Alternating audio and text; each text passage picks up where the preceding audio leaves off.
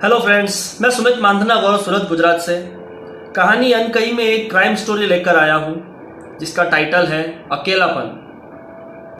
जिस अकेलेपन के बोझ तले रोहित ने यह कदम उठाया था, उसे पता ही नहीं था कि उसकी जिंदगी का यह सबसे गलत फैसला साबित होगा। रोहित और रोहिणी का तलाक हो चुका था और रोहिणी ने कानूनन हक से उसके दोनों बच्चों को उससे छीन लिया था। वह इसी गम की आग में जल रहा था, झुलस रहा था और चाहकर भी इस गम को भुला नहीं पा रहा था। लेकिन कहते हैं ना साहब, वक्त बड़ा बलवान है और वह सारे गम को, सारे घाव को भर देता है। रोहित के साथ भी वैसा ही हुआ। रोहित धीरे धीरे इन सब चीज़ों से बाहर आने लगा, इस सदमे से बाहर आने लगा और मैट्रिमोनियल वेबसाइट पर अपना जीवन साथी तलाश करने लगा। इसी बीच उसकी मुलाकात होती है मानसी नाम की एक तलाकशुदा महिला से। वह अपने दो बच्चों के साथ अपने पिता के घर पे रहती थी।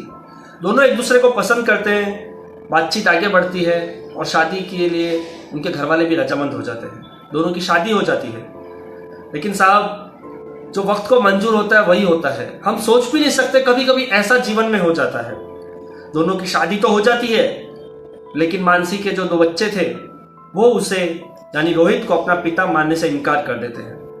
इतना ही नहीं, वे ना तो उनका सम्मान करते हैं और हर बात पे अपमान भी करते हैं। दोनों पति पत्नी इस बात से बहुत दुखी रहते हैं और अपने बच्चों को समझाने की बेइंतहा कोशिश करते हैं, लेकिन उन्हें नाकामी हासिल होती है।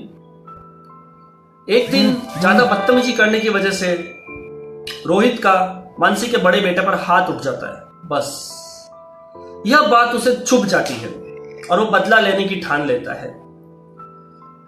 मोहल्ले के आवारा लड़कों के साथ मिलकर वह एक षड्यंत्र रचाता है रोहित को रास्ते से हटाने का। और अपने प्लानिंग के अकॉर्डिंग एक दिन वो अपने दोस्तों को लेकर घर पे आता है और सबसे पहले मानसी को बेहोश करता है। मानसी बेहोश हो जाती है। उसके बाद उनका बड़ा बेटा चाकू से अनगिनत हमले करता है रोहित के ऊपर। रोहित का बहुत खून बहता है और वो बेहोश हो जाता है। कुछ देर बाद जब मानसी को होश आता है तो वो ये नज़ारा देखती है तो बुरी तरह से चौंक जाती है और एक सदमे में चली जाती है कि आखिर उसके दोनों बच्चे उसके सामने अपने पति को मार रहे हैं। लेकिन वो कुछ बोल ही नहीं पाती और सिर्फ चिल्लाने लग जाती है जोर जोर से। उसकी आवाज़ सुनकर मोहल्ले के लोग आ जाते हैं, लेकिन वे लड़के लोग वहाँ से भागने में कामयाब हो जाते हैं। सब लोग फटाफट रोहित को अस्पताल लेकर जाते हैं। काफ़ी ज़्यादा खून बह गया था, इसलिए रोहित काफ़ी घंटों तक बेहोश रहता है। जब उसे होश आता है तो उसे पता चलता है कि उसकी पत्नी मानसी कोमा में जा चुकी है और बुरी तरह से स्तब्ध हो जाता है, दुखी हो जाता है।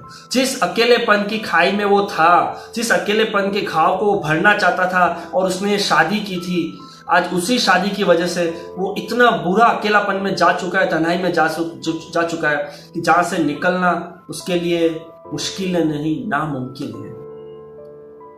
दोस्तों, पुलिस आज भी उन बच्चों को, लड़कों को ढूंढ रही है, लेकिन अभी तक वो मिल नहीं पाए हैं। उनके खिलाफ नॉन बेलेबल अरेस्ट वारंट भी जारी हो चुका है। अगर आप लोग को ये कहानी पसंद आए तो प्लीज शेयर कीजिएगा। Thank you very much. जय हिंद, जय भारत।